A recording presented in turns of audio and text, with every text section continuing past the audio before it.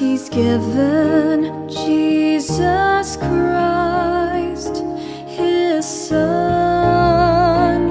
Give thanks with a grateful heart. Give thanks to the Holy One. Give thanks because He's given